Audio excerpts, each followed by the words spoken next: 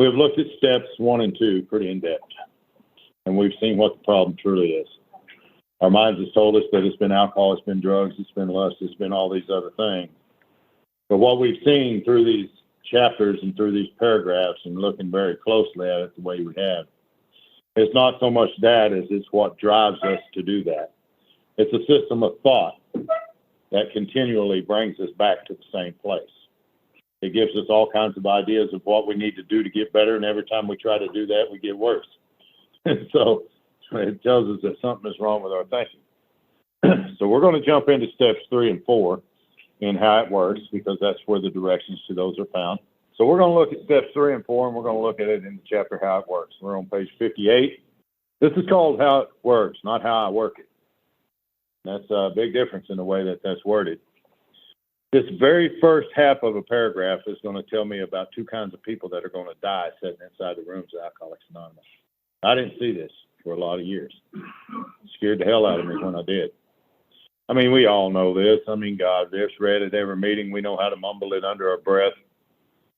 But if we look at this a little more deep, in depth, the way we have been with everything, we're going to see quite the difference. How it works. Rarely have we seen a person fail who has thoroughly followed our path. That's the problem in Alcoholics Anonymous. We don't thoroughly follow the path. We thoroughly follow the fellowship, but we rarely thoroughly follow the path that's outlined in the book. 2 kinds of people that are not going to make it in AA. The book says there are those who do not recover. Now, if you don't recover here, there's only one other option. You die. There are the people who cannot. That's the first class. And there's the people that will not. That's the second class. Completely, key word, give themselves to this simple program.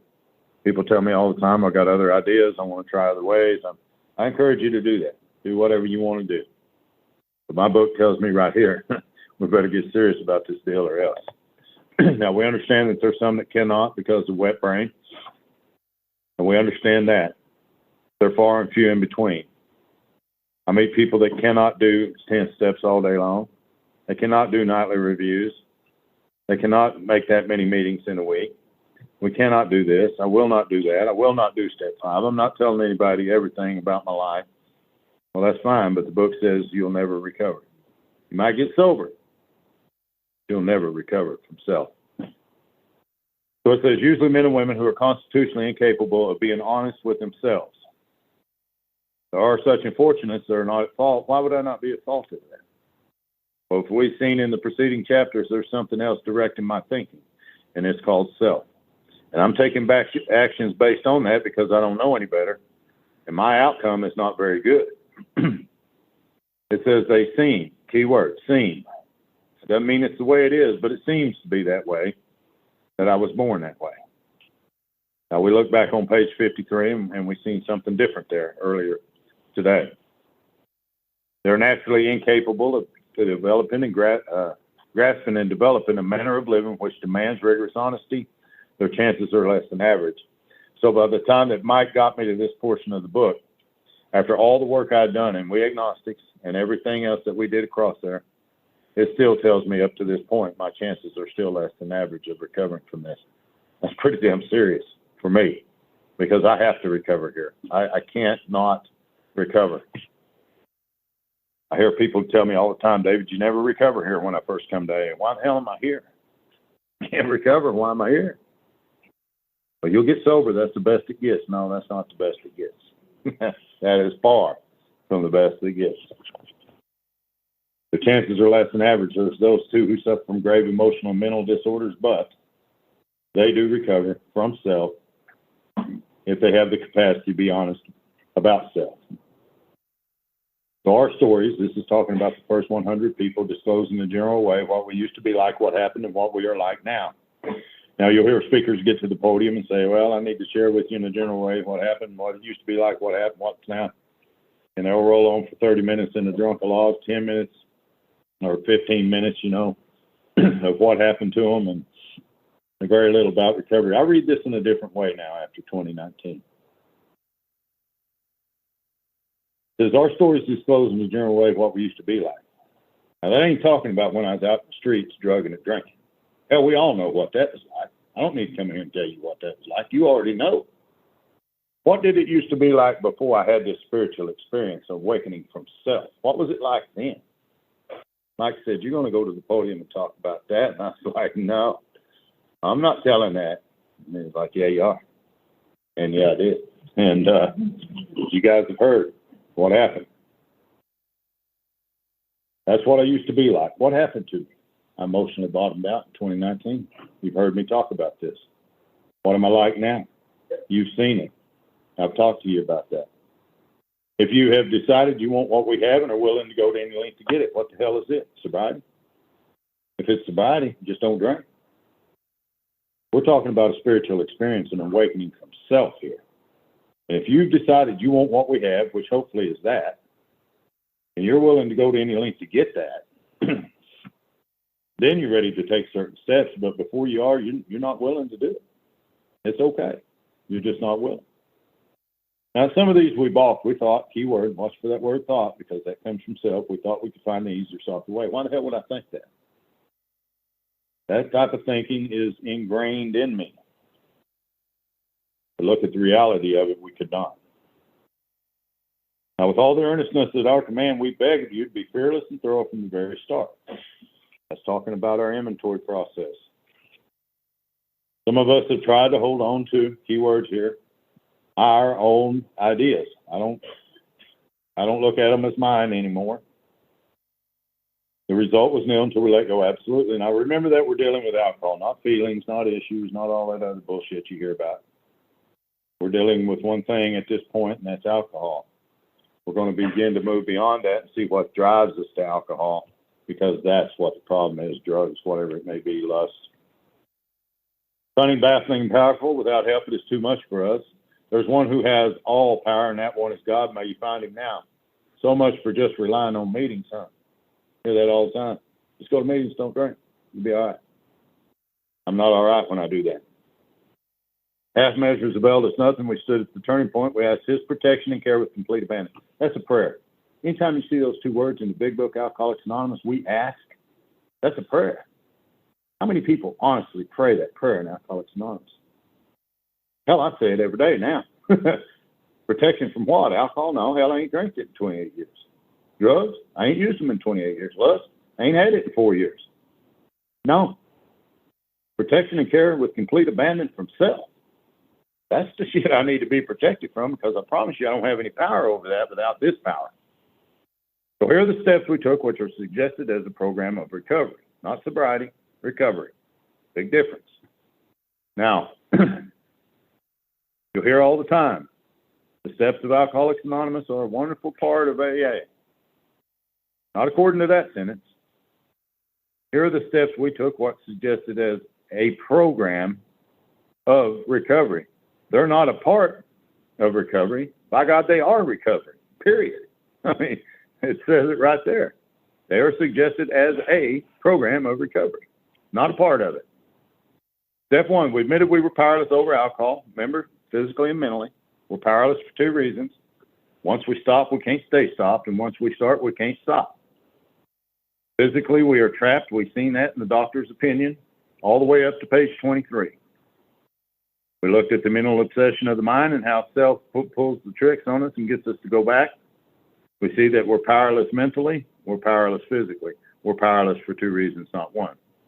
We looked at how our life had become unmanageable because we had got away from the power. We had disconnected from the power and source.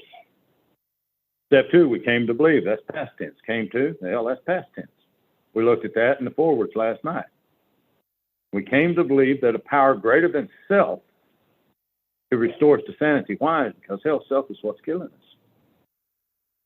Now we're going to make a decision to turn our will and lives over to the care of God as we understood Him. Now we're going to look at our will as our thinking, and we're going to look at our lives as our actions. And that's what we're turning over to the care of. That boy that drowned in 95, if I'd have brought him to you to take care of, I would have expected you to do that to the best of your ability until I could come back to do that. This is what I'm going to do with my thinking and my actions. I'm going to turn it over to the care of. See, people come in here and they get hung up with step three because they think they got to give their life to God. It doesn't say that. Ain't nowhere in that book it says that. It says we made a decision to turn our will and lives over to the care of, not give shit. By the time we get to page 85 through this process of the work, we're going to see that that's given back to us. And now we're walking hand in hand with the creator of the universe. Hell, we just read a story about it. That happens for us. That's not just good reading material. I'm not going to move on from there with any of the rest of the steps because that's where we're going to in the book. So if you'll turn to page 60, we're going to drop down to the bottom paragraph after the ABCs.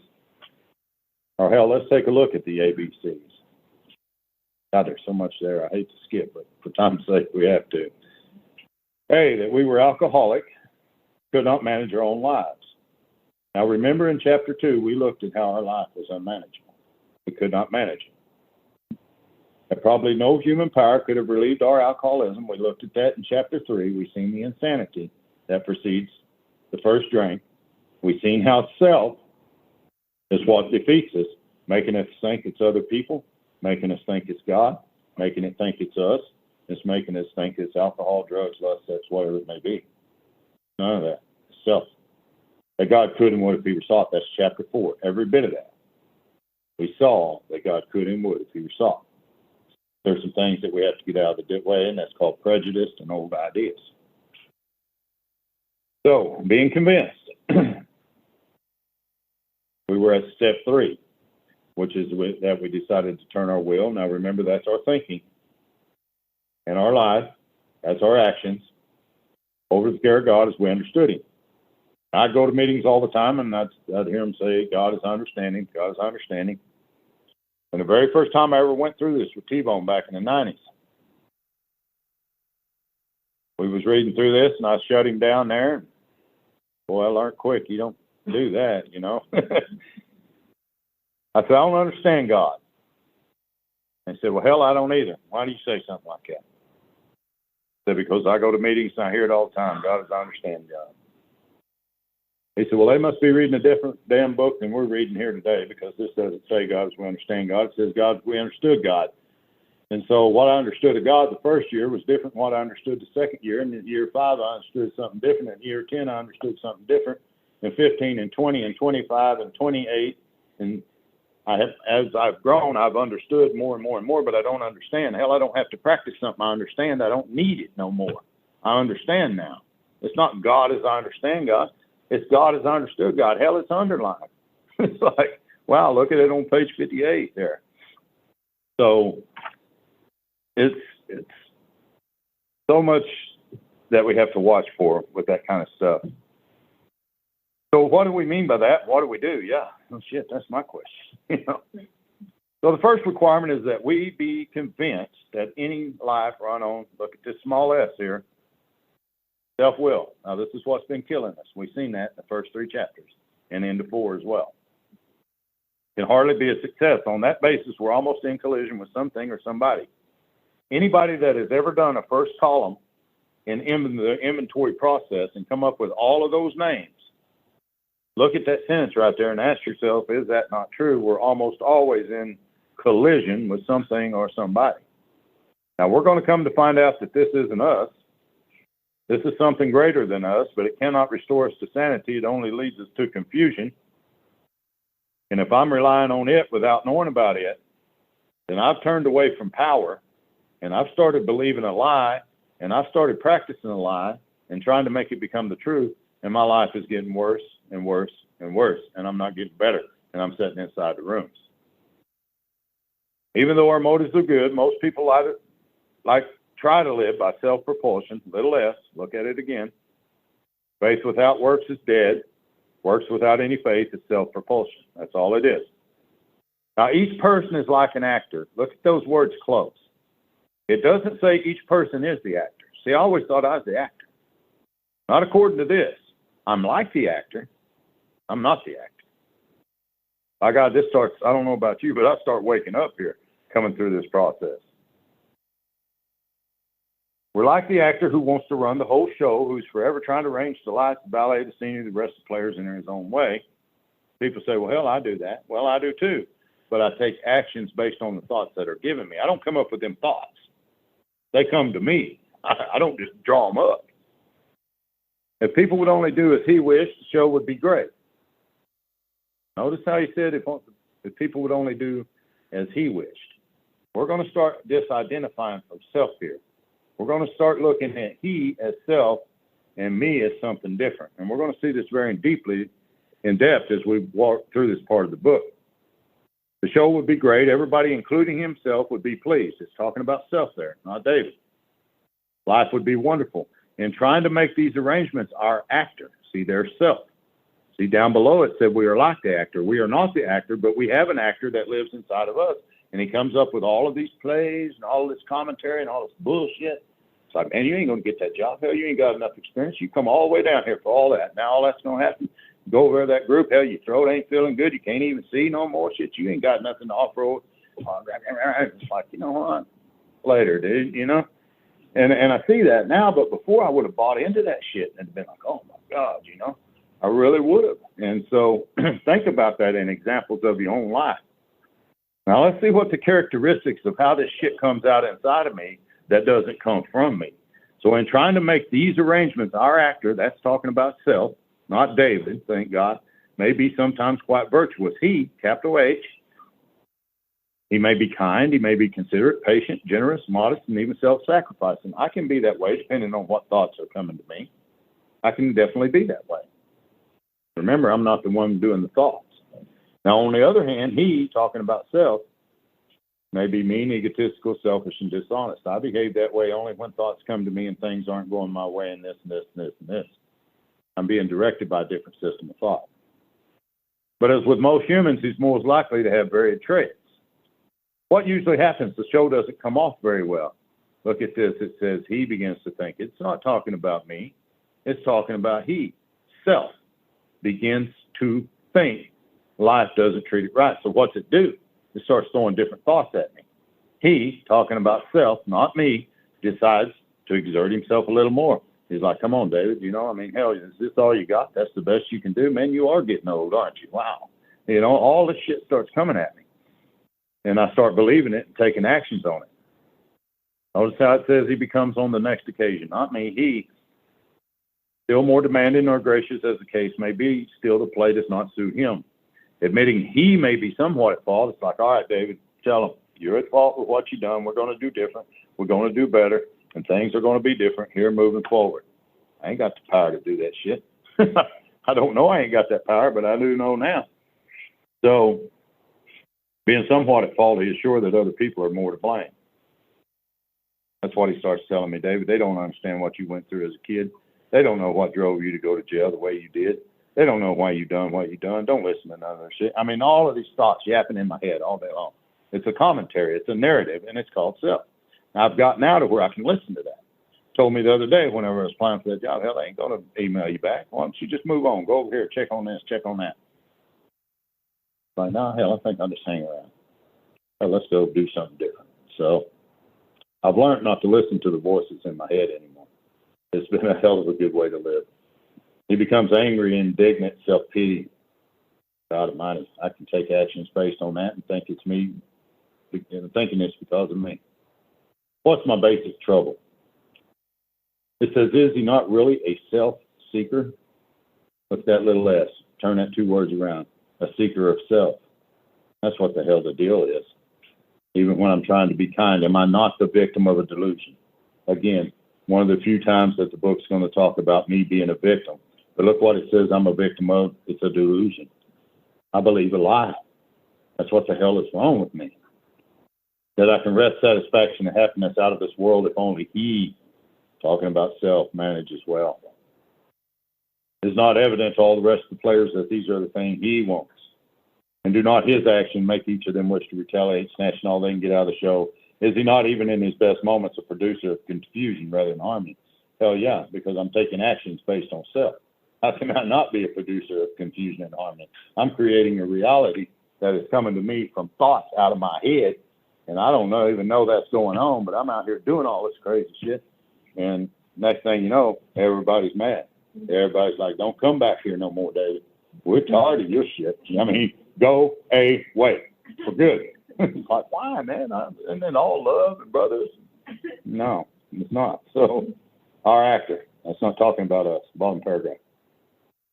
Our actor is self-centered, egocentric, as people like to talk nowadays. Why in the hell for 25 years do I think that's me? He's like the retired businessman who loiters in Florida sunshine in the winter, complaining of the sad state of the nation. The minister who sighs over the sins of the 20th century, politician, reformer who are sure that all would be utopia if only the rest of the world behaved. The outlaw safecracker who thinks, keyword, society is wrong. What the hell did he do? And the alcoholic who has lost all and locked up. I've been there, and I thought it was their fault. It happened. Right? There was a thought came to me that day when that man was whooping on me, take that stick of wood and beat his ass to death with it. And I didn't take another thought. I took action based on that thought, and I beat his ass to death with a stick of wood. I took actions based on a thought, but the thought didn't come from me. The thought came from self. I didn't know that at the time. And all them years I walked around feeling so guilty, so shameful, so dirty over that. This is what I done, man. I'm so bad. I'm so bad. And self eating it up. Yeah, you bad, you bad. No, you're good. Shit, come on, let's go again. You know, it's like, wow, it don't ever stop. It's just crazy. Without this power that we've been disconnected from, I will die from that kind of insanity. I just will.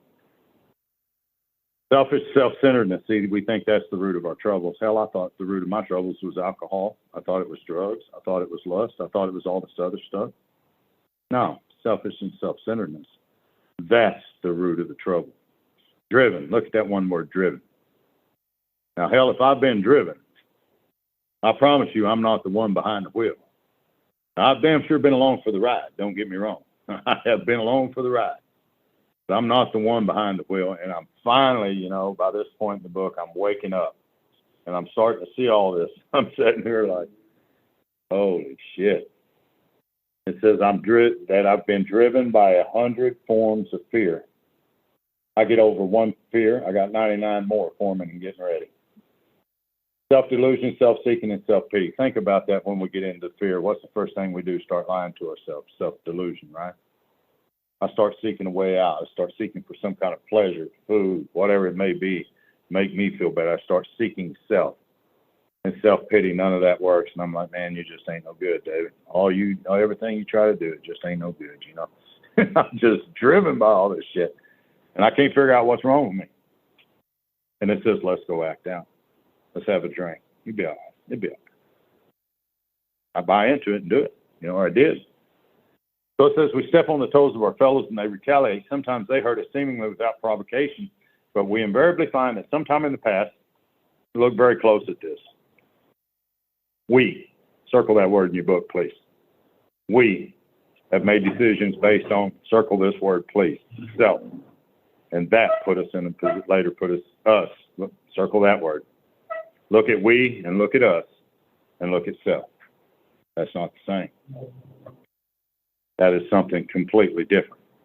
Self is not an entity. It's a mental activity that lives in my head and talks shit all day long.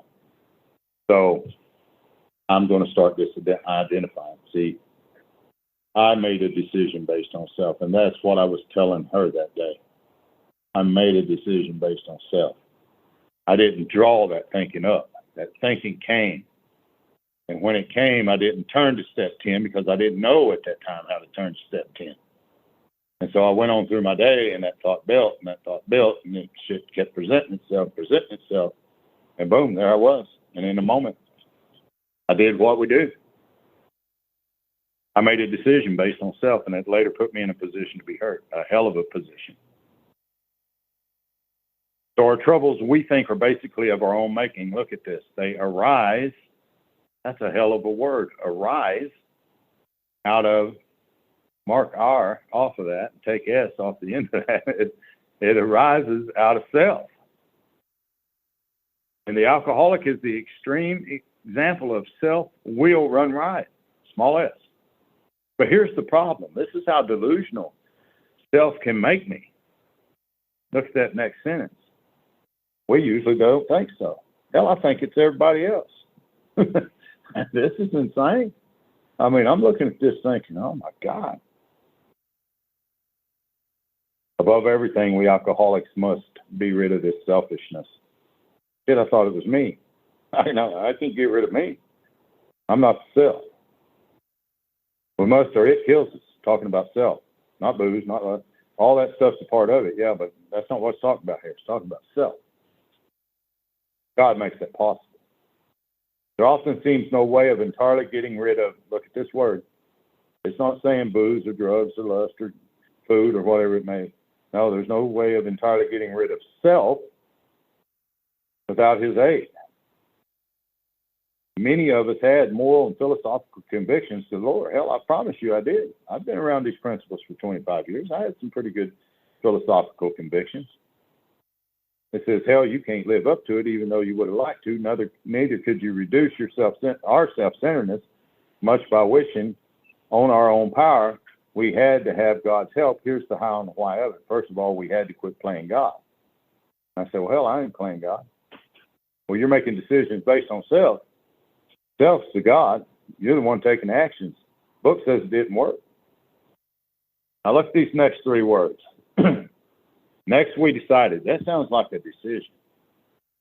I always thought that the decision was on page 63 in the third step prayer. I've been told that all my life. That's not the truth. Next, we decided that hereafter in this drama of life, God was going to be the director. Now, if God hasn't been the director of my thinking up to this point, what the hell has? So, wow. So all I'm going to do here is make a decision. Quit acting on that shit for one thing, because it don't work. And next I'm going to decide that hereafter in this drama of life, God's going to be the director. So my decision is on page 62. It's not on page 63. The prayer only confirms the decision. The decision is made here. So when I work with a man through the third step, we stop right here.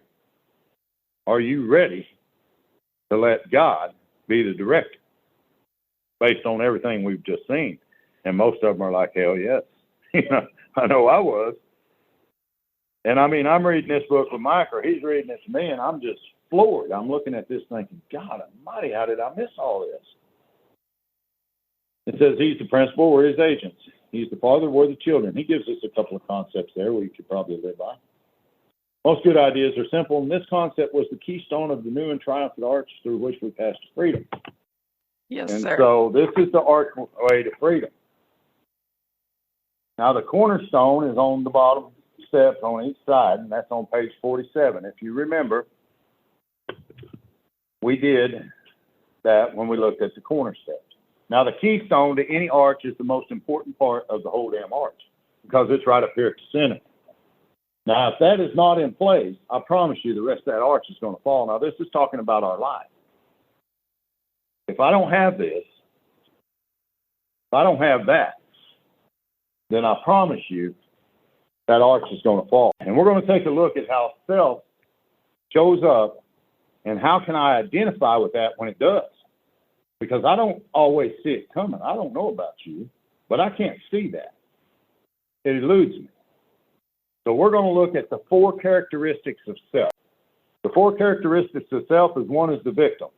And the definition of that is blaming others or beating yourself up. Does anybody in here do that? Yeah, guarantee you. That's self. That's not us. Lying to myself about others or myself. Either I'm worse than or better than. Anybody other than me do that? That's one of the first characteristics that self has reappeared right there. Second, we're going to look at the noticer. Lustfully looking at someone or food or whatever it may be, or want to get ahead in business, no matter what it takes. Or, I'm the noticer. My damn neighbor over there, his grass is higher than mine, making my yard look like shit. I ought to go over there and whoop him like a dog, I'm noticing what's going on all around me, So anytime I'm seeing that negative in others or in myself, then I know that self has reemerged. The scorekeeper. Here's another one.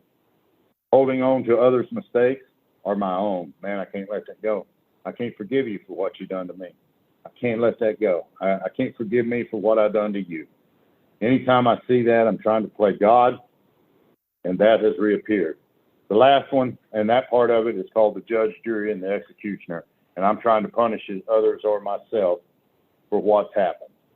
and I do that. Sometimes I silence scorn. You know, I will hold back. People will call me, I won't call them back. They text me, I won't text them back. So I'm going to punish you. That's what you done. So judge, jury, and executioner. Now, Ms. Ashley, if you would, we're going to take a look at what's called the theater of lies. And this is what lives within the mind of us. And this is how self is. Victim, sniffles, self-hater, pervert, justify action, shift the fault, blame, or feel sorry for myself. Judge, jury, executioner. I'm a Rambo in here. You know, I decide who's guilty. I believe you're correct. Enforcement, sentence. I'm the scorekeeper, the accountant, the gossiper. All of this stuff starts coming out. I start holding on to mistakes. I start balancing the books. You made this mistake and you owe me because I done that for you and you ain't done this for me. And I do that with people. And I track others' business. I see what you got going on in your life and all this and that. And we mainly do it with our partners under our own roof more than anywhere else. But then I've become a Venus and a Don Juan and a noticer, and I'm a seductive and lover and lustful and all this stuff. And then I want to be the boss and the general and the military man and the joker and the wise ass and the needy and the sponsor, Mr. AA, the bleeding deacon, carrying true experience, wisdom from the big buck expert, keeping the traditions. I want to make sure this group's doing what they ought to do or else, you know. And man, I went through that for so long. Codependent, the child, the parent, you know, I want to enable sick behaviors and I need approval and attention. I want to protect the young. I want to protect these people that come in here. And the whole time in the back of my mind, I got shit set up that I'm about to do. Self is about to pounce. And I don't even see this coming. It's like, oh my God. So this is a lot of the stuff that we need to look at when we're looking at self. So anyway, the book says the new and triumphant arch through which we pass to freedom. I cannot put that keystone into place in that arch. You've seen what that arch look like. I can't hold it up there. I can't mold it, and I can't cement it, and I can't do it. I got to have someone to help me do it. And that's the same thing with the third step. I got to do it with someone else. So let's look at 14 promises on page 63 prior to taking this step. If there were no promises in this step, I promise you I wouldn't take the step. So it says, when we sincerely took such a position, all sorts of remarkable things followed. We had a new employer. Why? Because we fired that old one. It was called self. It didn't work out very good. All right. We had a new employer. So if we got a new employer, what happened to the old boss? We got rid of his ass. We had to, right? Being all powerful. Now remember, we were powerless prior to this.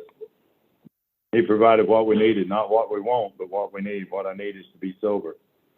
I need to be a man of recovery today. I need to be a loving partner and a friend and a brother.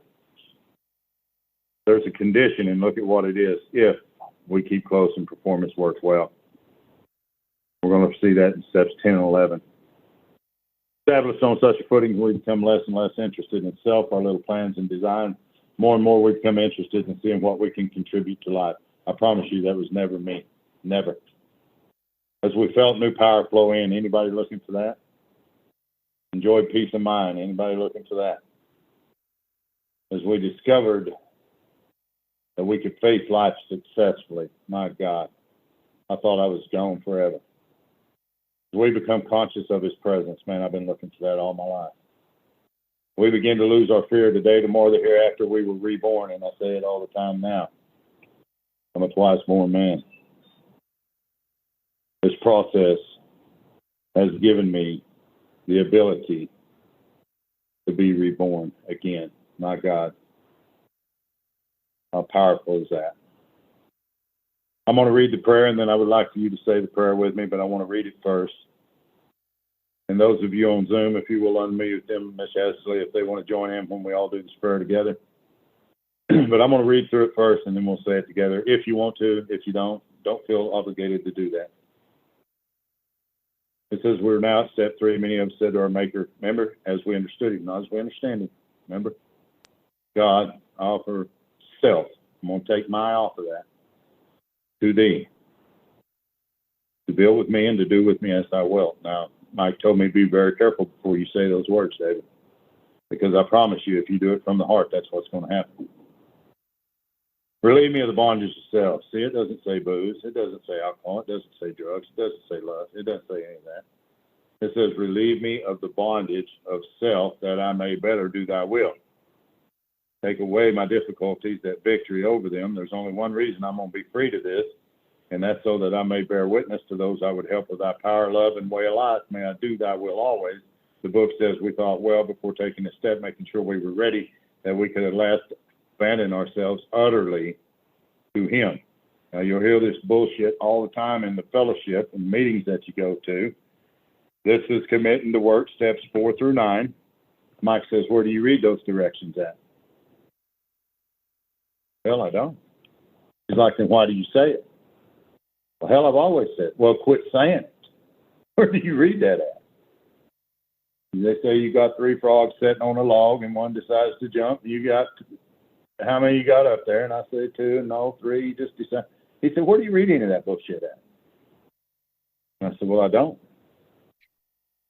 He said, it says, we thought well before taking this step, making sure that we were ready, that we could at last abandon self utterly to him.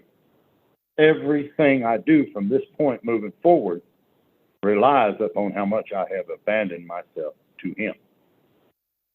Now, he said, notice there is no amen at the end of this step. Anytime that you say amen, that closes out a step universally.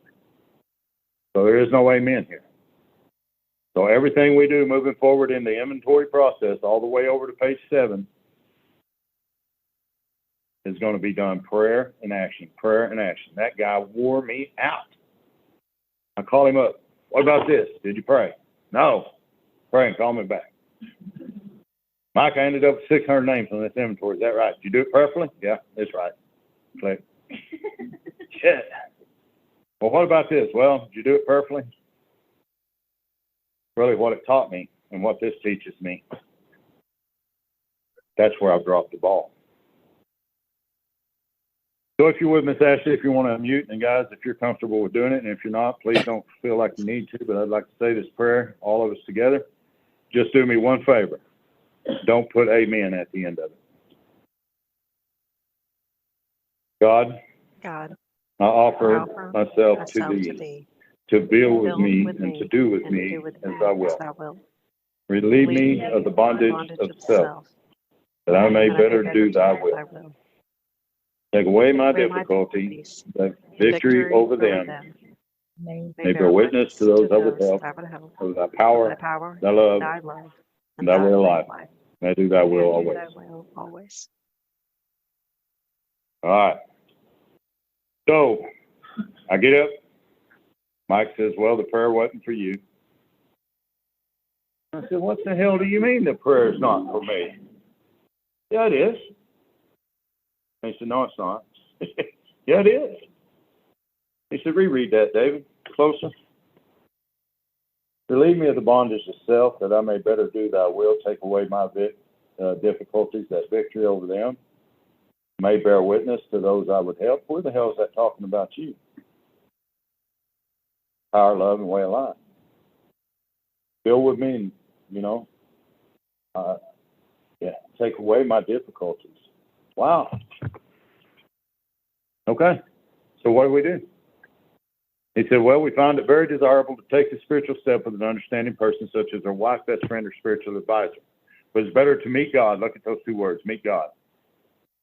This is where we're going to meet God, right here. It's better to meet God along with one who might misunderstand. The wording, talking about the wording of the prayer, was, of course, quite optional. I got a little partner of mine from Florida. Is she on here today? Is she on there, Miss Ash? Not right this second. Okay. I love this girl. Man, an addict, unlike any addict I've ever seen in my life. Good God, that girl's an addict. She's lucky to be alive. I ain't even kidding you, man. She's like, I don't like all that shit. I was like, I don't either. Well, what are we going to do about it? So I took her to this part right here. We found it very desirable to take this spiritual step with an understanding person. She said, all right, I get that. I'll do it with you. All right, fine. Such as wife, best friend, spiritual advisor. But it's better to meet God alone. The wording was, of course, quite optional. So that means the wording of the prayer doesn't have to be the way it is. It's quite optional. As long as you say it from your heart and don't be a phony, that's the way I want you to do it. So we get down, she says the prayers, and she's like, God, I can't fucking do this. Help me. My goddamn head is killing me. Thy will be done. Amen. And I was like, damn it, don't put no amen on the end of that. She's like, amen. Okay. And this girl zones off into inventory and starts coming out of that crap, and she starts getting better and better and better. And it's like, wow, I'm watching a miracle come out. I would rather somebody say that from the heart the way she said it than to be a phony and rehearse that and say it like they did. It's like, now in most settings, people say, oh my God, I can't believe you'd say something like that to God, you know, and I'm like, well, shit, I'm just glad you're not God.